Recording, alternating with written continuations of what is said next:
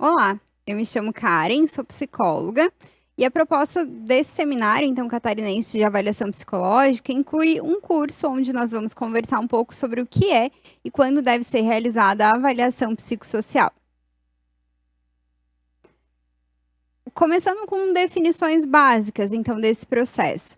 Ele é um processo de investigação dos riscos de determinada atividade profissional, os aspectos de saúde mental do trabalhador e a capacidade deste para se adaptar ao trabalho. Então, durante todo o nosso curso, nós vamos conversar e abordar aspectos de como investigar esses riscos, tendo sempre como plano de fundo a saúde mental do trabalhador e as capacidades de cada um para a realização das atividades laborais. Nós não podemos, né, ser ingênuos ao ponto de pensar que todos somos capacitados à realização de todas as possíveis atividades de trabalho. Muito pelo contrário, cada um tem competências e capacidades diferentes. A avaliação psicossocial busca garantir segurança, então busca garantir que as competências e as capacidades estejam alinhadas com demandas de trabalho que são elevadas no sentido de riscos. Então, são ambientes onde a pessoa não vai estar totalmente confortável, não vai estar totalmente segura para a realização da sua atividade. Em qual contexto a avaliação psicossocial é realizada? Ela é uma avaliação compulsória. Então, diferente de uma avaliação de carreira ou de uma avaliação no contexto clínico, onde eu, sujeito, busco um psicólogo para realizar por iniciativa própria, na avaliação psicossocial, nós vamos ter uma demanda compulsória de que a pessoa seja avaliada tanto na entrada, no seu exame admissional, quanto periodicamente, quanto no seu desligamento.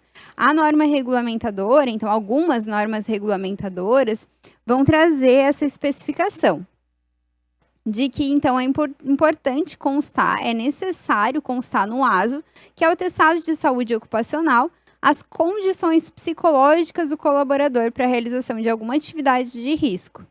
Entre as atividades de risco, então, destacadas pelas NRs, nós vamos ter o trabalho com combustíveis, o trabalho em altura e o trabalho em ambiente confinado.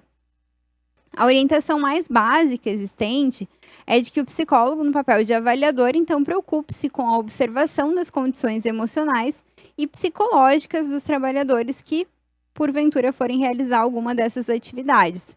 Seja a realização integral em toda a parte do tempo dessas atividades ou uma realização parcial. A abrangência das NRs vai estar mais voltada, então, para a NR20, a NR33 e a NR35. Além dessas, a NR17, que é a NR de ergonomia, ela também vai falar sobre a necessidade de avaliação psicossocial. Especificamente, a NR20 define aspectos de segurança e saúde do trabalho como inflamáveis e combustíveis. A NR33 vai falar do espaço confinado e a NR35 do trabalho em altura. Ou seja, eu, psicóloga, posso realizar avaliações psicossociais para uma ou para todas elas. A proposta vai ser diferenciada de como elaborá-las, porque em alguns casos eu vou precisar mensurar alguns aspectos, em outros aspectos. Então, tudo isso começa com primeiro entender qual NR cobre aquela atividade realizada e qual NR me solicita, né? Qual é a atividade de trabalho vinculada àquela profissão, especificamente. Algumas condições de trabalho, então, como essas que nós conversamos até o momento, elas apresentam exigências físicas e mentais específicas, né, de uma visão e de uma atividade necessária. Então, uma vez que os trabalhadores necessitam assumir posturas inadequadas ou são expostos a temperaturas extremas, a ruídos excessivos e, por vezes, a produtos tóxicos ou contaminantes. Imagina um trabalho confinado onde ele está dentro de um tanque, né? Então, a entrada e a saída não foi feita para entrada e saída de pessoas, foi feita para entrada e saída de líquidos. Mas esse colaborador precisa estar lá dentro. Então, ele vai entrar e vai permanecer realizando atividade de trabalho num espaço que não foi projetado para seres humanos. Então, a gente precisa garantir que ele tenha condições, tanto físicas quanto mentais, para executar um bom trabalho em segurança dentro daquele ambiente. O mesmo para o ambiente em altura ou para o manejo de combustíveis. As exigências mentais, elas se relacionam à exposição dos trabalhadores a esses estressores contínuos e ao risco de morte. Então, uma vez que os acidentes nessas condições apresentam uma alta taxa de mortalidade. É diferente pensar do nosso trabalho em escritório, por exemplo, onde eu tenho riscos, né? Todo trabalho me expõe a alguns riscos, mas que se algo acontecer, se eu tiver algum acidente de trabalho, eu vou normalmente ter uma lesão pequena ou me machucar de uma forma reversível. Nessas condições, os riscos e os acidentes normalmente são letais. Então, por isso, a grande preocupação de que as coisas fluam e funcionem de uma forma segura, garantindo condições a esses trabalhadores. Quais são as primeiras dificuldades que a gente vai encontrar pensando na avaliação psicossocial? Que as NRs, elas trazem critérios ou elas não trazem critérios ou indicadores de quais construtos devem ser investigados. Então, elas normatizam a necessidade da realização de avaliação, mas não dizem. Precisamos ter níveis de atenção medianos, níveis de inteligência médio superior. Não, elas nos dizem, avaliem. Vocês podem e precisam realizar a avaliação desses trabalhadores para indicá-los ou não para essas atividades. As NRs também informam a necessidade de avaliação psicossocial como periódica, mas elas não especificam qual frequência essa periodicidade deve existir. Na prática, comumente ela é realizada anualmente ou a cada 2 anos, mas não existe uma normativa que especifique esse período de periodicidade que ela deve ser repetida. O que existe é o período de a periodicidade existente para a emissão do ASO, que é o atestado de saúde ocupacional que a gente comentou no slide anterior. Então, comumente, é esse padrão, esse tempo que é regido a periodicidade aqui também. As NRs não especificam também quais profissionais devem realizar a avaliação psicossocial. Se o médico do trabalho, se o psicólogo, se o engenheiro. Então, é nessa seara que normalmente a gente se insere, entendendo que somos capacitados, que temos capacitação e somos os únicos profissionais à frente da avaliação psicológica que nós nos inserimos. Comumente, a medicina do trabalho já é conduzida por um médico vinculado à empresa e ele abre espaço para avaliação psicossocial realizada por um psicólogo quando necessário. Então, se constatado em avaliação médica o ânimo deprimido ou exaltado, um estado de euforia, distração, irritabilidade, que podem ser sinais de patologias mentais capazes de colocar a própria integridade física do grupo em risco, então solicita-se uma avaliação psicológica para dar suporte à decisão médica quanto à aptidão ou não para o trabalho. Em outros casos, a avaliação psicossocial já é de antemão definida pela empresa de que será realizada simultaneamente a avaliação médica. Mas em alguns casos, então, apenas algumas pessoas frente a alguns indicativos é que são encaminhadas para a avaliação realizada por um psicólogo. E aí vocês devem estar se perguntando, né? Então, o que é que nos habilita e nos coloca nesse campo de atuação? É importante lembrar da Lei 4.119, de 1962, que regulamenta a nossa profissão e que lá, né, no seu texto, contempla, então, que o diagnóstico psicológico, a orientação e seleção profissional são atividades privativas do psicólogo. É por isso que nós estamos capacitados a realizar essa avaliação. Sempre que existir a necessidade de avaliar aspectos psicológicos de um diagnóstico psicológico, o psicólogo precisa ser incluído e precisa realizar essa atividade. Então, isso deve levar vocês a pensar nessa seara de mercado de trabalho para o psicólogo. Então, eu sou psicóloga, posso realizar avaliações psicossociais dentro desse campo. O que é importante a gente não deixar de lado é que o psicólogo que deseja atuar com tais demandas, ele precisa realizar a avaliação psicossocial a partir de princípios, conhecimentos e técnicas cientificamente embasadas e reconhecidas no âmbito da profissão. Para realizar, então, um bom trabalho nessa área, torna-se importante conhecer e dominar alguns tópicos essenciais dentro da psicologia. Começamos com o nosso código de ética do psicólogo. Vou trazer alguns pontos que não podemos, em hipótese alguma, deixar passar, né? Entre eles, alguns dos nossos princípios, algumas das nossas resoluções, que a gente não pode deixar de entender, conhecer, interpretar, questionar alguns pontos e aplicá-la fielmente em toda a nossa atividade de trabalho. A avaliação psicológica, então a avaliação psicossocial é uma modalidade de avaliação psicológica, não é a única. e é realizada normalmente no contexto organizacional. Eu posso realizá-la dentro de uma clínica, mas a demanda é organizacional. Então, é importante conhecer, então, de psicologia das organizações e do trabalho. Dentro da avaliação psicológica, nós vamos falar de resoluções e normativas, de fontes fundamentais e fontes complementares de informação e da importância da elaboração de documentos também seguindo as nossas normativas. Dentro do conteúdo de psicologia organizacional e do trabalho, conhecer fatores de risco, o que são, como eles se dão, como são investigados no ambiente de trabalho é essencial. Vou começar trazendo um pouquinho dos princípios éticos mais básicos para a gente não deixar de lembrar que a avaliação psicossocial realizada por um psicólogo precisa estar embasada nesses princípios. Entre eles, o respeito, a beneficência e a justiça. O princípio do respeito prima, então, que o psicólogo informe em linguagem clara e compatível alguns aspectos da pessoa por ele avaliada. Então, eu preciso trazer para o sujeito, para o trabalhador que eu estou avaliando, o que será feito e como será realizada essa avaliação. Quais são os objetivos dessa avaliação? O que será feito com os resultados? Quem tomará conhecimento deles? Quais são os limites do sigilo e da confidencialidade? A área clínica da psicologia ainda é uma das mais difundidas, então, no senso comum. E as pessoas comumente vêm para a área clínica sob um sigilo muito grande de todas as informações fornecidas ao psicólogo. Na avaliação psicossocial, quem demanda essa avaliação é uma empresa.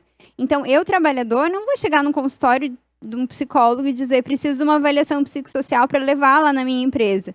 Comumente, a empresa contrata esse serviço e nós vamos realizar essa atividade fornecendo um documento indicativo ou não do trabalho daquela pessoa na situação do risco existente, né? Então, eu preciso contar para essa pessoa, no primeiro contato, que tudo que a gente realizar ali vai ser realizado com o objetivo de responder uma pergunta norteadora, que é a indicação ou não dessa pessoa para aquela atividade de trabalho, sob o risco, né, determinado na sua função. Isso é importante para ela, para que ela não se sinta traída, ou não sinta que a gente quebrou o sigilo do processo, fornecendo para a empresa esse documento. Em alguns casos, essa própria pessoa, esse trabalhador, vem buscar o laudo, a gente entrega o atestado, o laudo para ele e ele leva para a empresa.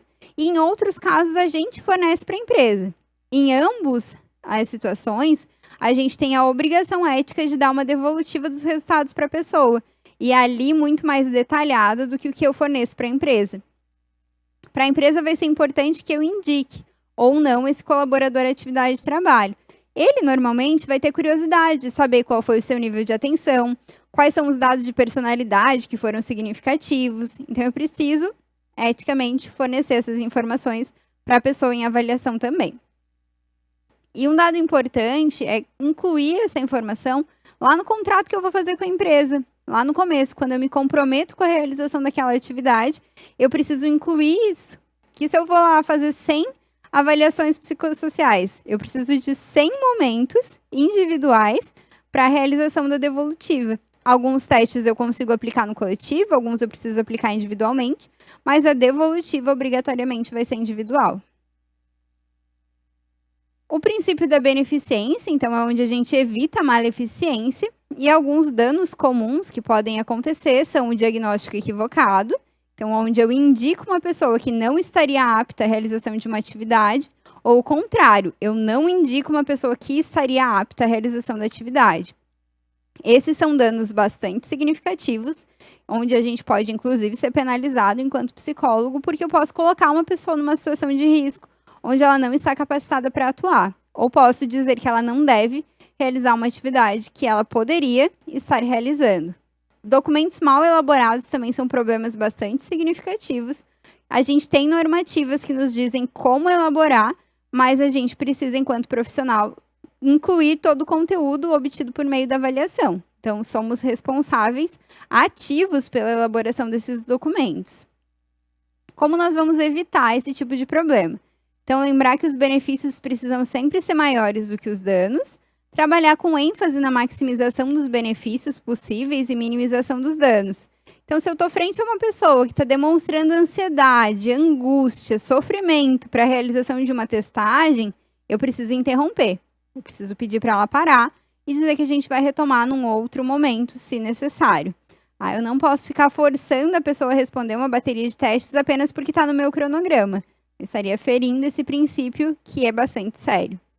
A gente precisa usar métodos e técnicas com evidências de validade e precisão legais, né, aceitáveis e com subsídio de evidências. Então, todos esses materiais a gente vai encontrar respaldados lá no SATEPS. Então, eu sempre preciso verificar se os materiais que eu estou propondo utilizar na avaliação ainda estão válidos. Isso é uma movimentação constante, é uma atualização constante que a gente precisa estar realizando.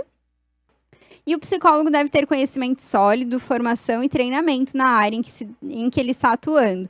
Então, muitas vezes eu encerro a graduação e me sinto apto e competente para realizar algumas atividades.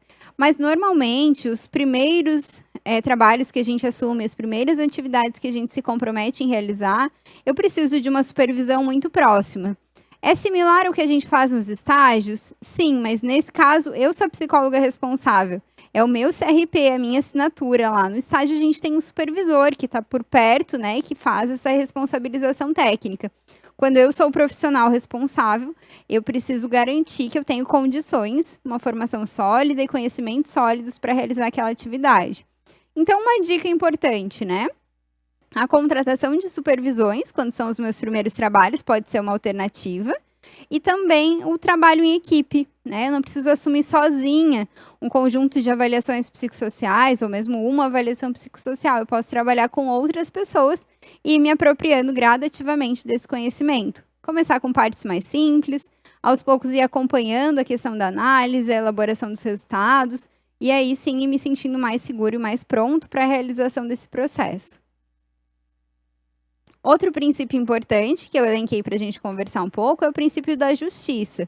Então, eu preciso só utilizar testes que tenham sido validados e normatizados para aquela população equivalente aos indivíduos que serão testados. Então, eu preciso conhecer quem são as pessoas que eu vou avaliar antes de escolher as ferramentas que eu vou aplicar.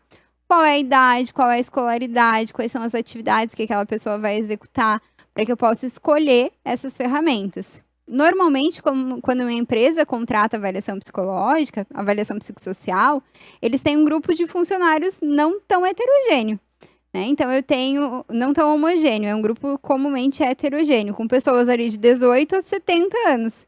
E alguns testes têm uma normativa de idade até 60. Então, eu não posso utilizar para aquele público acima de 60 anos. Preciso pensar nesse processo também. Exemplos de alguns problemas, né, que podem acontecer. Usar normas locais para fazer avaliação em todo o Brasil. Então, os testes aprovados pelo SATEPS comumente exigem tabelas normativas por regiões do país, então preciso me atentar e usar a tabela correta quando estou utilizando com base em região. Utilizar a tabela de escolaridade quando compete, pensar sempre nessa questão normativa e psicométrica existente nos manuais.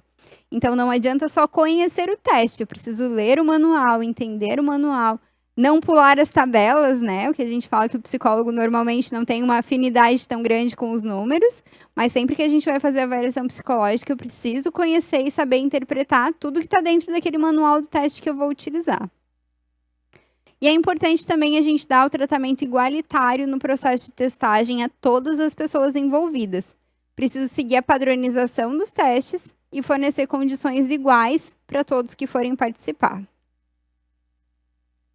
A gente vai estar regido pela Resolução 9 de 2018.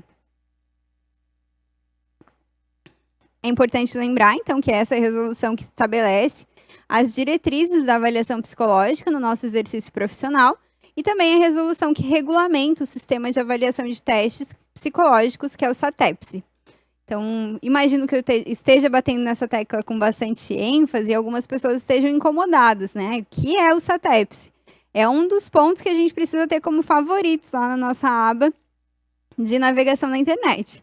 Eu preciso sempre consultar quais são os testes válidos, quais são os testes aprovados no momento de realização da avaliação, de planejamento da avaliação, né? Uma revisão rápida, então, dessa resolução traz, e é importante destacar, a definição do que é avaliação psicológica. Ela é um processo estruturado de investigação dos fenômenos psicológicos composto de métodos, técnicas e instrumentos, com o objetivo de prover informações à tomada de decisão no âmbito individual, grupal ou institucional, com base em demandas, condições e finalidades específicas. A psicóloga e o psicólogo, então, têm prerrogativa de decidir quais são os métodos, técnicas e instrumentos empregados na avaliação psicológica, desde que devidamente fundamentados na literatura científica psicológica e nas normativas vigentes do Conselho Federal de Psicologia. Algumas pessoas muito atentas devem ter pensado agora assim: tá, então a nossa resolução diz que nós somos responsáveis por escolher os métodos. E ela acabou de dizer lá nas NRs que era uma dificuldade a NR não destacar o que a gente tem que mensurar. Isso é uma incongruência? Não. Por quê? A NR não nos direciona quais são os construtos mínimos a mensurar. Então, eu vou ter um psicólogo mensurando apenas atenção e eu vou ter outro psicólogo fazendo uma bateria de testes de atenção, memória, inteligência, personalidade, condições de saúde. E as duas vão ser chamadas de avaliação psicossocial.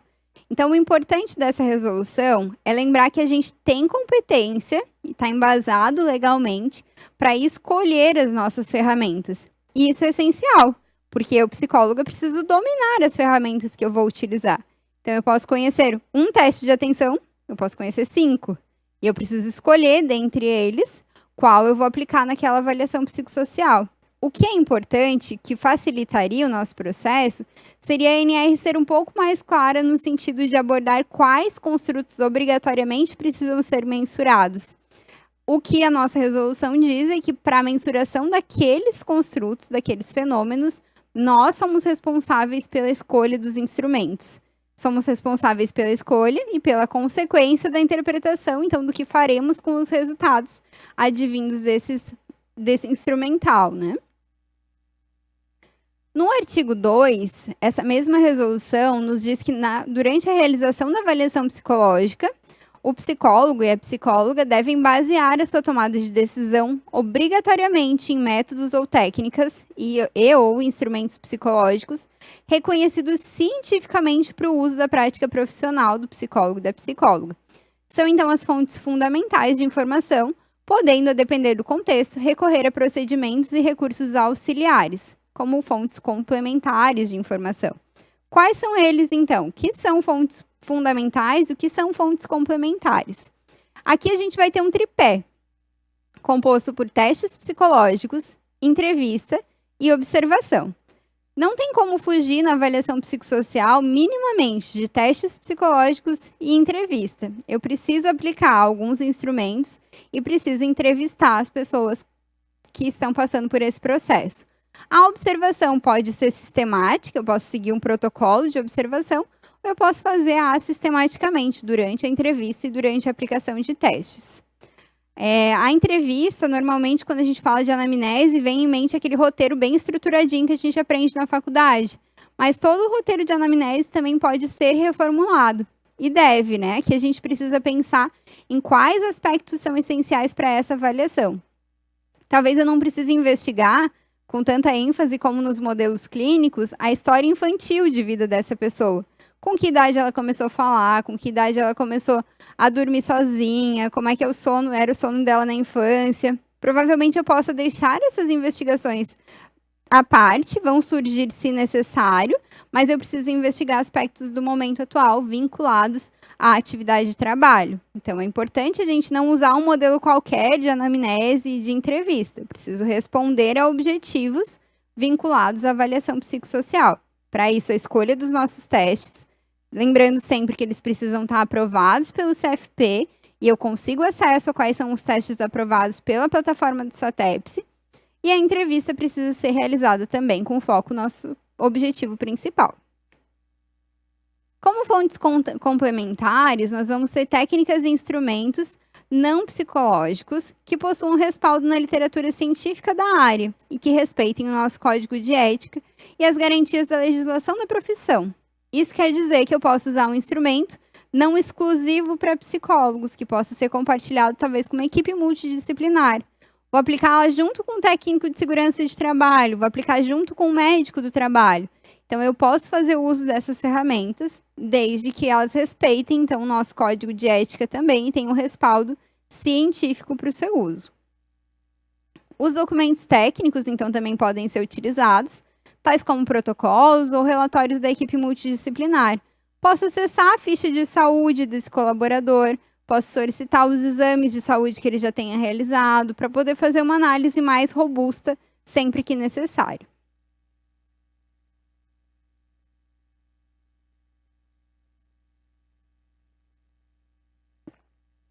Estamos falando de princípios éticos, então precisamos falar também do que é considerado falta de ética na avaliação em geral e se aplica também como consequência à avaliação psicossocial.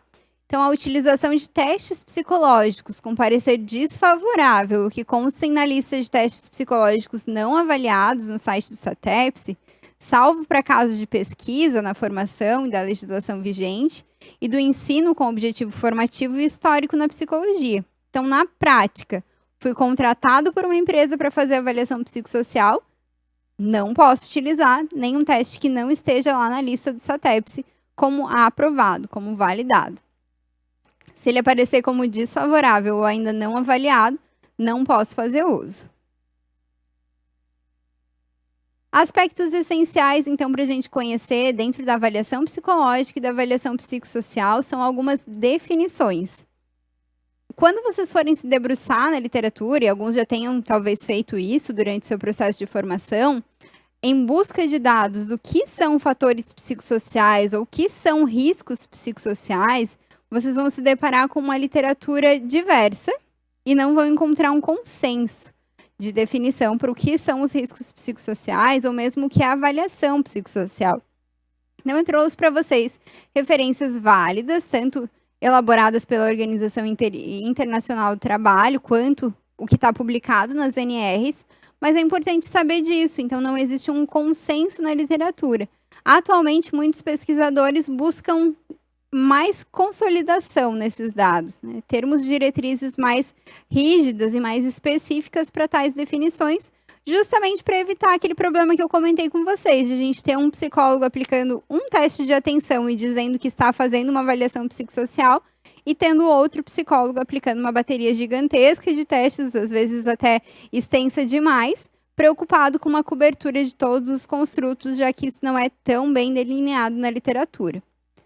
Os fatores psicossociais, então, eles derivam da interação dinâmica entre os indivíduos e o seu trabalho.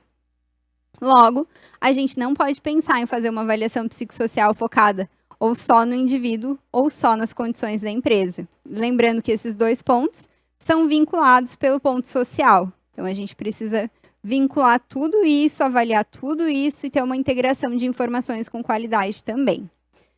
A definição de riscos psicossociais, segundo as NRs, vincula, então, a influência da saúde mental dos trabalhadores provocada pelas tensões de vida diária, a pressão do trabalho e outros fatores adversos. E alguns exemplos aqui de fatores, então, psicossociais em nível organizacional, que a gente precisa se preocupar e encontrar uma forma de mensurá-los. Por que eu digo encontrar uma forma? Porque não existe um padrão que precisa ser utilizado, não existem normativas de como acessá-los, cabe ao psicólogo encontrar um meio, formatar um meio, delinear um método de acesso a essas informações perante a empresa ou local onde a pessoa executa a sua atividade. Controle e autonomia. Então, inclusive em relação às funções e tarefas de atividades realizadas. Nós precisamos entender como é essa autonomia, que controle essa pessoa tem sobre as atividades e o quanto ela conhece esses mecanismos de controle. É importante que a pessoa não realize apenas por realizar a sua atividade, que ela entenda a finalidade, que ela entenda o processo num todo. Tudo isso ajuda a redução de erros e de falhas durante o processo laboral. A organização dos esquemas de produção. Então, entender que parte do processo você é responsável e o que isso impacta no processo que vem antes ou no processo que vem depois da tua atuação. A jornada e a intensidade de trabalho. Então, deixei sublinhadinho aqui a intensidade de trabalho, porque daqui a pouco eu vou especificar um pouquinho mais sobre a carga mental de trabalho, onde essa intensidade vai ser uma forma essencial, vai ser um aspecto importante para a gente pensar e citar nesse processo. as características organizacionais. Então, quando a gente realiza o nosso trabalho na empresa X e a gente realiza o nosso mesmo trabalho na empresa Y, a gente vai ter condições diferentes a depender das características dessa instituição. Além disso, a gente tem que lembrar que às vezes esse trabalhador vai trabalhar em outra empresa, né? Vamos pensar no trabalho em altura. Ele é aquela pessoa que faz a limpeza de fachadas. Então, ele vai fazer a limpeza de fachada numa altura considerável de fachadas distintas. Então, essas características da organização onde ele vai estar inserido também vai ser importante para nós. O ambiente interno e o entorno social dessa empresa e dessa atividade de trabalho realizada. O local onde essa empresa está inserida, o local onde esse colaborador vai realizar suas atividades, vai impactar no nível de risco que ele está exposto. Se eu, por exemplo, vou pedir para esse trabalhador ficar alocado numa unidade de trabalho por 30 dias sem voltar para casa, ele vai ficar sem suporte familiar por 30 dias. Esse estar fora, nesse momento de trabalho por um mês, pode impactar que no momento de descanso dele, ele descanse na companhia de pessoas que trabalham com ele. Então, é possível que ele se sinta disponível para a empresa 24 horas por dia, ou que as pessoas com quem ele convive fora do horário de trabalho continuem falando sobre o trabalho. Então, é bastante importante conhecer e saber se isso se dá ou se isso vai ser necessário em algum momento. Empresas responsáveis vão solicitar uma avaliação psicossocial sempre que a condição de trabalho ou o ambiente for modificado, para saber quais são as pessoas que estão em condições de assumir a atividade naquela nova situação que se apresenta. Exemplos de fatores psicossociais em nível individual, desculpem. A capacidade de resposta às demandas e situações de trabalho. Também deixei sublinhado, porque a gente vai voltar para esse ponto quando eu falar sobre carga mental de trabalho. As expectativas individuais, as condições culturais, sociais e familiares. Então, durante o processo de entrevista, é muito importante que a gente questione ao trabalhador por que ele chegou nessa profissão.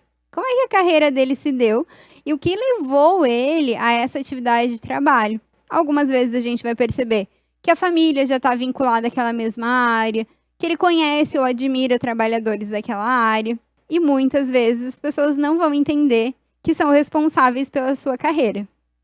Foi a atividade que se abriu para mim quando eu me coloquei no mercado, então eu preciso trabalhar com isso. Mas você gosta? É uma atividade que te causa prazer? Muitas pessoas vão responder que não sabem.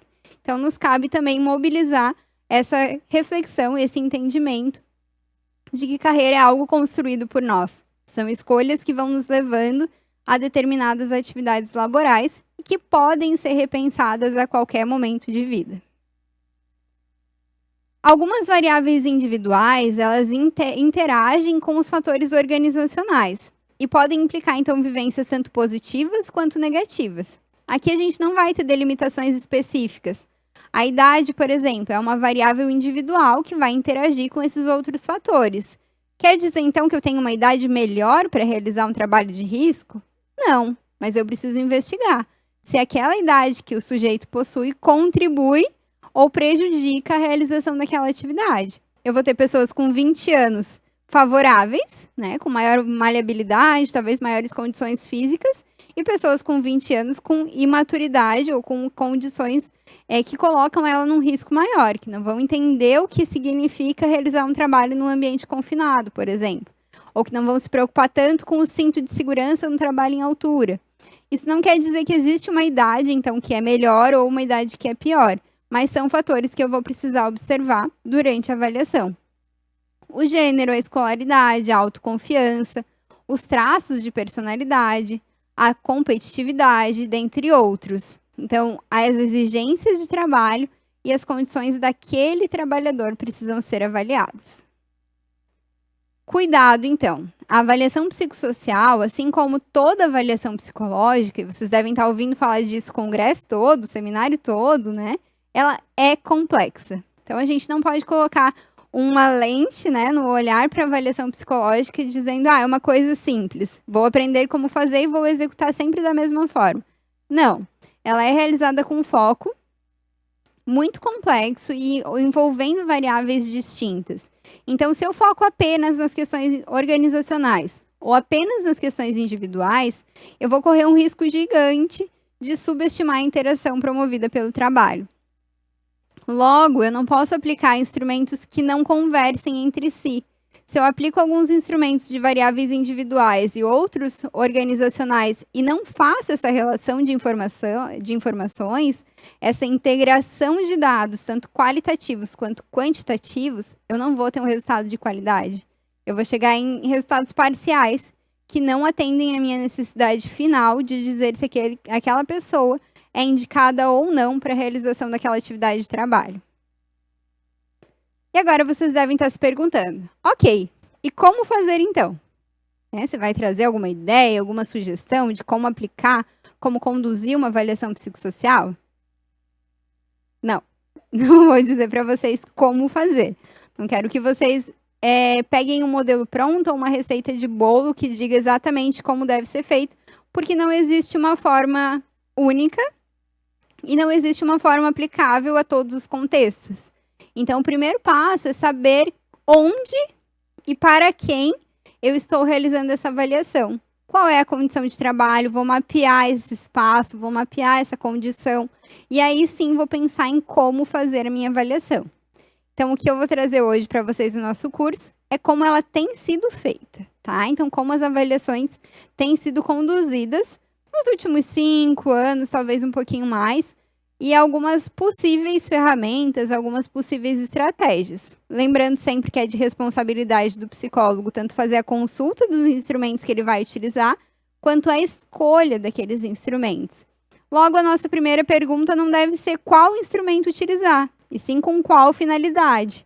Quais respostas eu busco naqueles instrumentos? Que aspectos eu busco investigar? Esse gráfico aqui é de uma pesquisa, então, realizada por Rodrigues e Fayad em 2018. É um material que eu indico bastante que vocês leiam.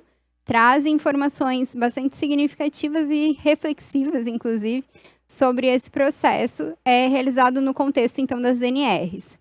Esses autores, eles pesquisaram quais eram os métodos e técnicas utilizados na avaliação psicossocial e encontraram, então, dados bastante significativos. Alguns profissionais faziam uso, então, de acompanhamento de sinais vitais, de exames laboratoriais, do acompanhamento de saúde do trabalhador, de avaliações ambientais, exames clínicos, avaliações sociais, escalas de avaliação, entrevistas e testes psicológicos. E aí vocês devem estar pensando, mas você acabou de dizer que a gente tem fontes fundamentais, a entrevista e a testagem. Por que algumas pessoas usam outras coisas? A gente vai ver aqui que a maior parte faz uso de entrevistas e testes psicológicos. Mas vamos lembrar que a avaliação pode ser conduzida no âmbito médico, clínico. Então, os sinais vitais, os exames laboratoriais, os exames clínicos podem ser solicitados por esse tipo de profissional, que inclusive não pode usar testagem psicológica para fazer essas mensurações. Então, são instrumentos bastante utilizados, os testes e as entrevistas, mas outros profissionais podem fazer uso de outras formas, outros métodos e técnicas também. Então, pensando que existem essas estratégias, que a gente já sabe quais são as fontes fundamentais e as fontes complementares, a próxima pergunta que eu trago para motivar essa reflexão é o que eu preciso avaliar por meio dessas possíveis ferramentas.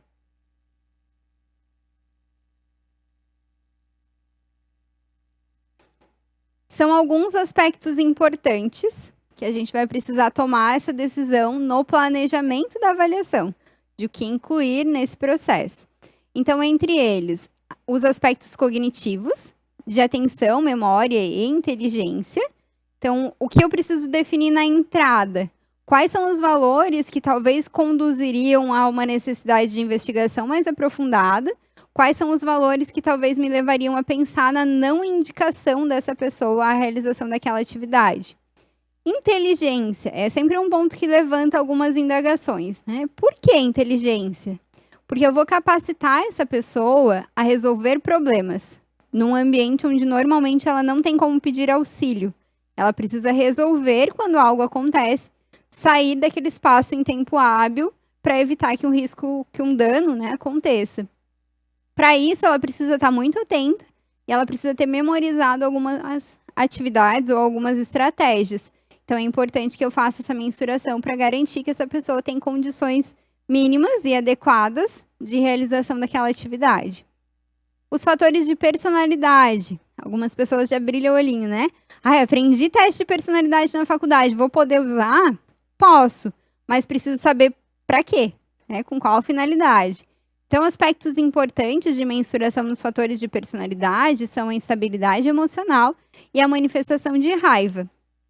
Então, eu posso escolher, por exemplo, instrumentos que mensurem manifestações de raiva, e não necessariamente uma bateria inteira de personalidade com 200 e tantos itens. Mas eu posso entender que aqueles 200 e tantos itens, todos aqueles fatores de personalidade, são importantes para eu fazer uma comparação com os sintomas psicológicos, para eu fazer uma comparação com a atividade que ele vai precisar avaliar, que ele vai precisar realizar. Então, eu preciso tomar decisões, né? Um teste mais longo é mais importante nesse momento do que um teste específico? E por quê? Qual é a minha justificativa teórica e científica para essa tomada de decisão? Vamos avaliar sintomas psicológicos, como ansiedade, depressão e estresse, para entender o momento de vida e a condição daquela pessoa naquele momento. Então, eu posso estar vivenciando uma situação pessoal, particular, que está elevando o meu nível de estresse. Nesse momento, eu vou sentir dificuldades para realizar meu trabalho. Então, pode ser que naquele dado momento, a minha avaliação não me indique a realização daquele trabalho. Mas isso não é um dado cristalizado, de que eu nunca mais vou poder fazer aquela atividade. É um dado momentâneo. Pode ser que eu resolva esse meu problema pessoal, possa ser avaliado novamente e esteja em condições mais favoráveis. Outros aspectos, então, aspectos sociais, a situação familiar, a qualidade dos relacionamentos e a trajetória profissional. Então, entramos de novo naquela questão de grupo de apoio, quem são as pessoas com quem esse trabalhador pode contar, que ele entende pela sua trajetória profissional, pelas suas escolhas na hora de realização dessa atividade de trabalho, quanto ele se sente feliz e realizado ao realizar a atividade de trabalho que ele está buscando naquele momento, né, a avaliação para poder continuar realizando ou para poder começar a realizar. A saúde mental, então, além dos fatores listados aqui como sintomas psicopatológicos, eu vou mensurar o uso de álcool e drogas, os sintomas, então, de ansiedade e depressão, para chegar possivelmente a um diagnóstico de fobia, se ele existir, ou de psicose, pensando fobia de ambiente fechado, de trabalho em altura, né, de alguma outra questão que possa aparecer dentro daquele cenário de trabalho, que pode incapacitar ou causar um sofrimento muito grande para o trabalhador. Como avaliar, então? Posso usar entrevistas e testes psicológicos como fontes fundamentais. Posso entrevistar ou trabalhador e o grupo de apoio, algumas pessoas ou colegas de trabalho ou familiares, quando isso for relevante. Os instrumentos, então, eu não tenho uma exigência de usar ou projetivos ou psicométricos, posso usar ambos. Preciso o psicólogo, eu profissional, estar capacitado para aplicar, para corrigir, para interpretar os dados com segurança e com qualidade, e aí fazer a escolha de quais eu vou utilizar. E eu trouxe alguns exemplos, então, de instrumentos. A atenção, e vocês vão ver aqui diversos testes listados, é um dos pontos mais essenciais que a gente precisa mensurar.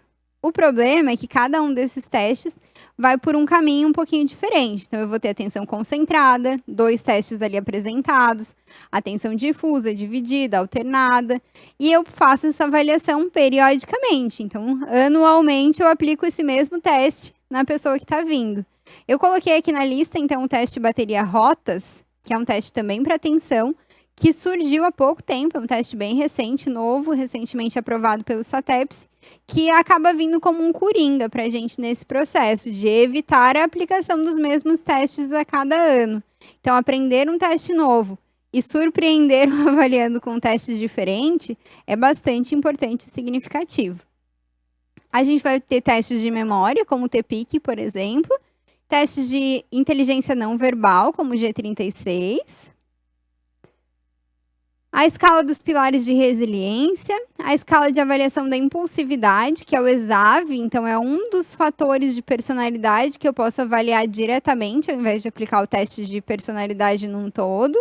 Em contrapartida, posso usar a bateria fatorial de personalidade ou algum equivalente para mensurar a personalidade num todo. A escala de afetos positivos e negativos, o PANAS. O Human Guide, que é um teste exclusivamente aplicado remotamente online, né? E também desenvolvido para a área do trabalho. Poucos são desenvolvidos especificamente para o contexto da psicologia organizacional e do trabalho, e o Human Guide foi. O palográfico, o teste das pirâmides coloridas de Pfister, o inventário Beck de depressão são outros exemplos. Gosto de citar o Human Guide por ser um teste que, nesse momento, principalmente de pandemia, onde a gente está precisando atuar bastante remotamente, tem sido uma carta na manga bastante útil e importante. Como é que a gente costuma conduzir? Eu vou mandar o link do Human Guide para a pessoa, vou pedir para ela abrir no computador dela e ficar comigo ali no WhatsApp, no celular, na videochamada, para que eu acompanhe o preenchimento dos dados iniciais, para que eu dê suporte nesse preenchimento, para que eu ajude na interpretação das instruções, caso ela tenha alguma dificuldade, e eu vou dar todo esse suporte remotamente. Mas eu vou precisar aplicar um teste como o Pfister, que precisa ser presencial. Posso fazer em 2 sessões distintas, uma aplicação remota e uma aplicação presencial. Se a pessoa naquela semana, por exemplo, está com sintomas de Covid ou está com alguma questão que a impeça de se deslocar, você não precisa suspender a avaliação.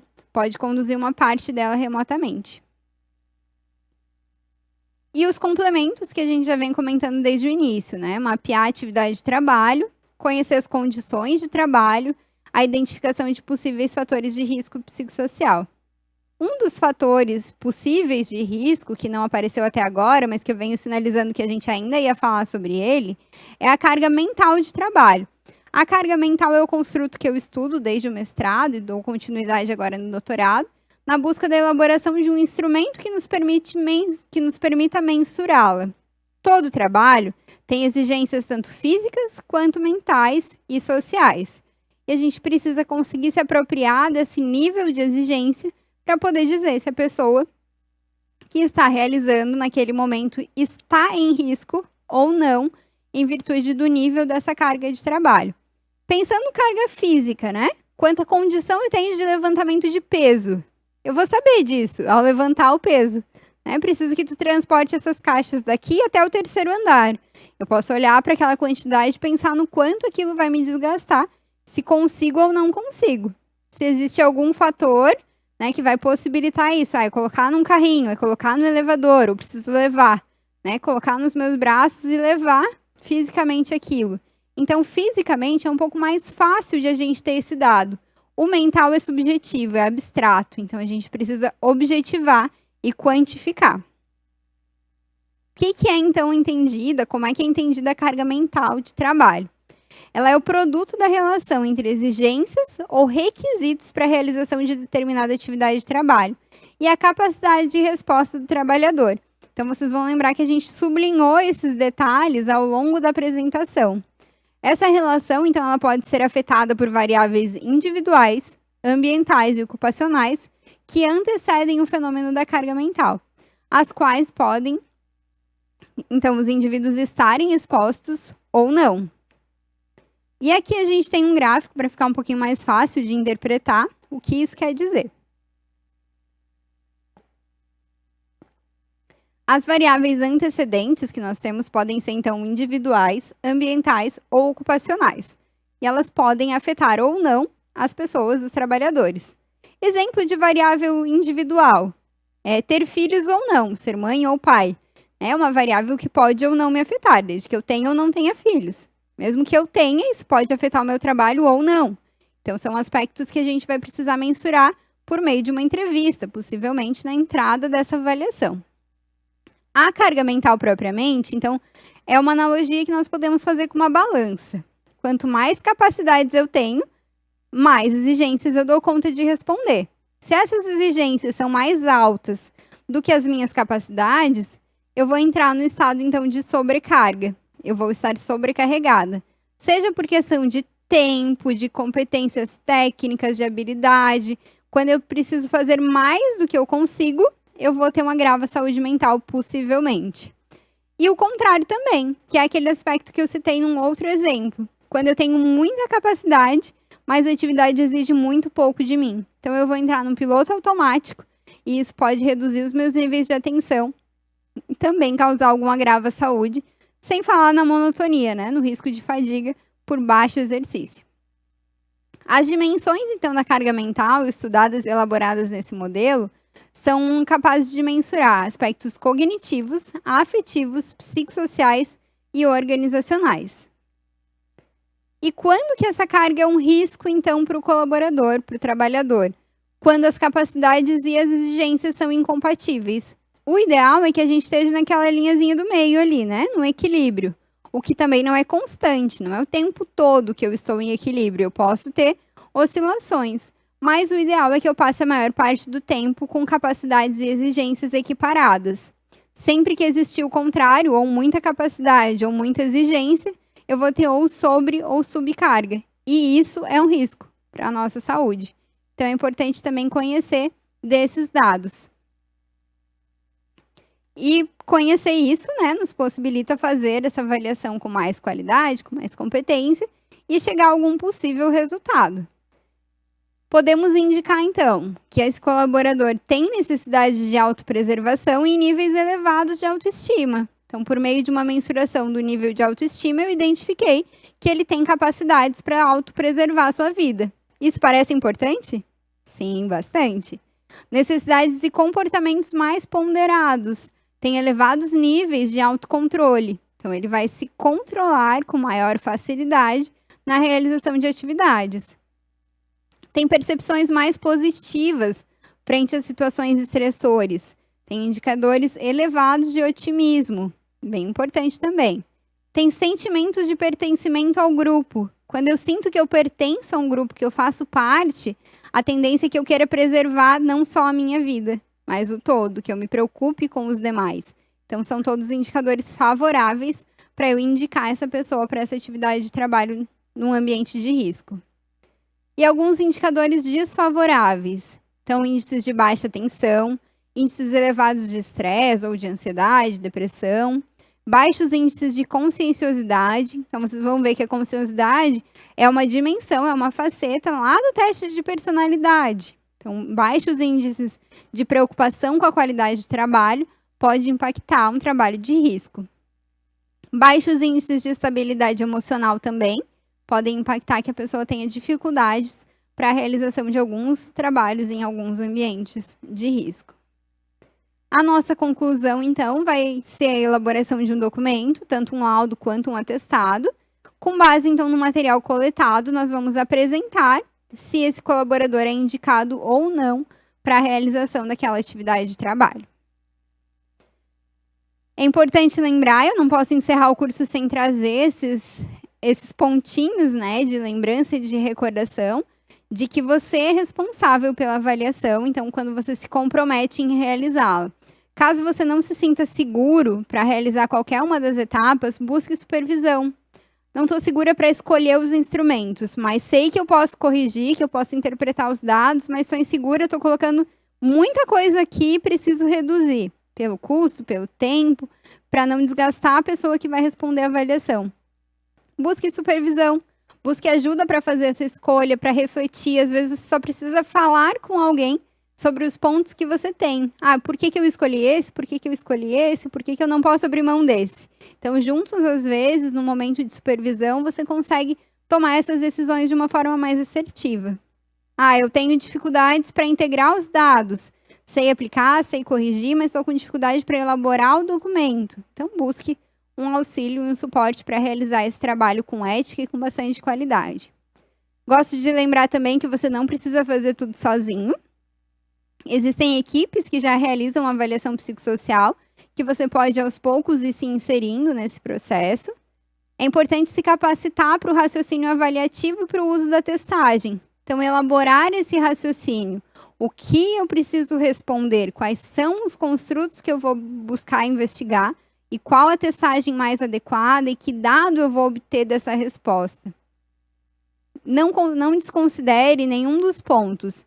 Indivíduo, organização e meio social. Não faça uma avaliação descartando qualquer um desses dados, que a gente vai estar fazendo uma avaliação simplória diferente do esperado e que pode estar te trazendo um dado equivocado, trazendo uma indicação ou uma não indicação quando isso não é pertinente. E esses eram os pontos que eu elenquei para a gente conversar nesse curso. Estarei à disposição ao vivo, então no horário do curso, dentro do congresso, para a gente conversar um pouco sobre isso, dentro do seminário, para a gente trocar algumas dúvidas, algumas ideias, esclarecer as dúvidas. Então, eu deixo aqui também o meu contato, meu e-mail, tá na divulgação do seminário também, se vocês preferirem. O meu Instagram e o contato da Avaliar Psicologia, que é a instituição pela qual nós realizamos atualmente avaliações psicossociais para diversas empresas, diversas organizações que têm demandas como essas que eu descrevi para vocês durante o curso. Muito obrigada e até mais!